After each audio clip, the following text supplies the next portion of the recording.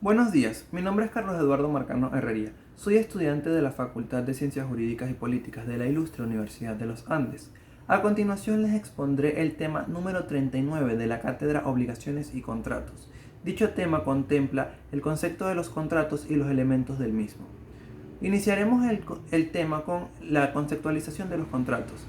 Si dentro de la legislación venezolana queremos encontrar un concepto específico de los contratos, debemos dirigirnos hacia el artículo 1133 de nuestro Código Civil, el cual contempla los contratos de la siguiente manera. El contrato es una convención entre dos o más personas para constituir, reglar, transmitir, modificar o extinguir entre ellas un vínculo jurídico. De dicha manera, el Código Civil en el artículo 1133 conceptualiza el contrato. En base a dicho artículo podemos sacar como conclusión que existe un contrato cuando varias personas se ponen de acuerdo sobre una declaración de voluntad común destinada a arreglar su derecho.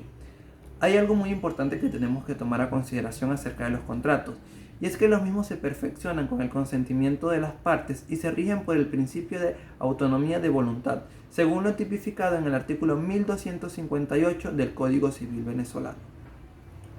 Ahora procederé a explicar los elementos del contrato. Debo mencionar que existen dos clasificaciones de los elementos del contrato, siendo la primera de ellas los elementos de existencia del contrato, los cuales se encuentran tipificados en el artículo 1141 del Código Civil. Dichos elementos, una vez que nos vamos a nuestro Código Civil, encontramos tres. El primero es el consentimiento de las partes, el segundo el objeto y el tercero la causa. El consentimiento de las partes es una manifestación de voluntad deliberada, es decir, pensada, consciente y libre que expresa el acuerdo de un sujeto de derecho respecto a un acto externo propio o ajeno. El objeto del contrato debe ser posible, lícito, determinable y determinado. La causa es la razón o el fin por el que se otorga dicho consentimiento, es por lo que se contrata. Un punto muy importante que debemos destacar aquí es que sin los elementos existenciales del contrato, si en algún contrato carece de alguno de estos elementos, dicho contrato pues obviamente también carecerá de completa legalidad. Si falta alguno de estos elementos, dicho contrato se determinará como inexistente.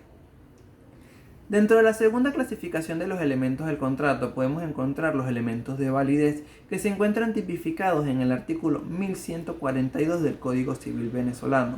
Una vez que nos dirigimos al artículo 1142, encontramos como el primero de los elementos, que es la capacidad de las personas, no es nada más y nada menos que la actitud que tiene la persona para ser titular de deberes y derechos.